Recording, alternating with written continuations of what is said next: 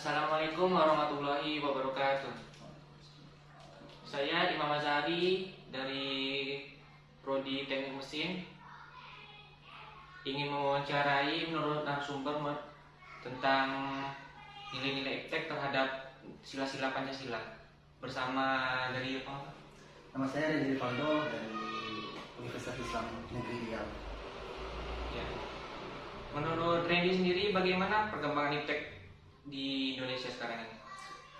Pengembangan ilmu pengetahuan teknologi Indonesia menurut saya pribadi masih belum memadai seluruh di Indonesia. Masih kurang dengan negara-negara maju yang ada. Ya. Kan Pancasila kan ada 5 sila ya. Menurut Abang menurut persilanya kayak sila pertama, gimana perkembangan ipteknya? Dampak positif sama negatif?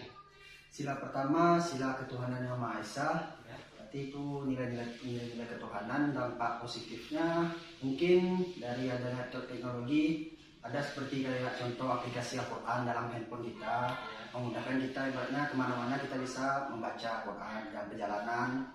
Kalau dampak negatifnya mungkin kayak ada penciptaan yang aneh-aneh seperti misalnya transfusi daging babi ke hati babi ke hati manusia yang aneh-aneh, yang kayak penciptaan manusia Seperti cloning gitu ya. ya.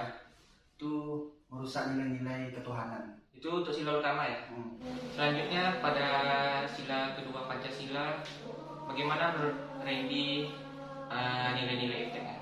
Sisi positif sama negatif. Sila kedua dan sila kemanusiaan yang beradab, dampak positifnya yaitu pengembangan iptek ini harus sesuai dengan kemanusiaan yang adil dan beradab, itu tidak melanggar kodrat manusia sehingga dapat membantu semua umat manusia yang ada di dunia ini.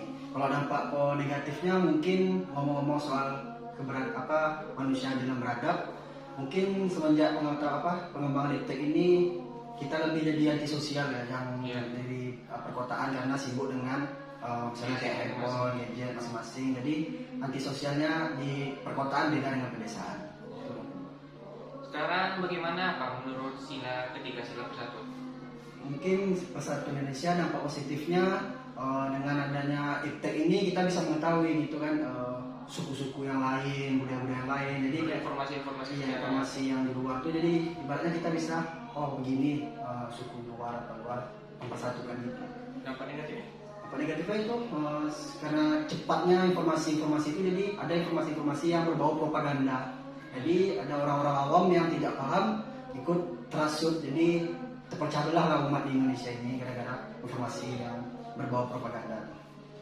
Dan selanjutnya bagaimana menurut Randy nilai-nilai iptek terhadap sila Pancasila, terhadap sila keempat? Sila keempat itu kemanusiaan yang kerakyatan yang dipimpin oleh hikmat kebijaksanaan dalam permusyawaratan perwakilan. Mungkin dampak positifnya semua orang atau semua instansi berhak dalam mengembangkan atau menemukan iptek sesuai dengan porsi dan kelebihan masing-masing, sehingga tidak ada terjadi monopoli.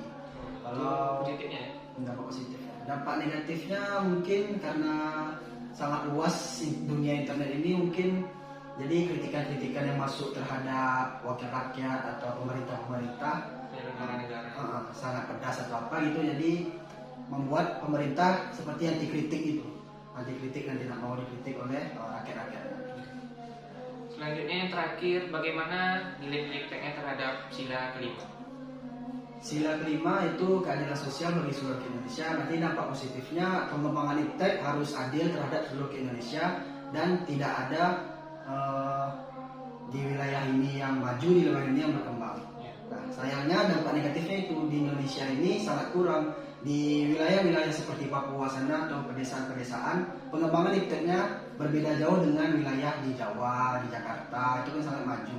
Maka dari itu seharusnya Indonesia harus mempertimbangkan hal tersebut, harus adil satu Indonesia itu pengembangan. Jadi seperti kayak orang-orang di daerah nggak tahu informasinya.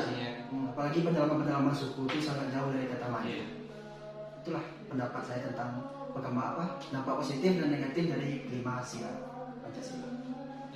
Sekian dari saya terhadap korelasi iptek terhadap nilai-nilai Pancasila. Semoga bermanfaat. Assalamualaikum warahmatullahi wabarakatuh.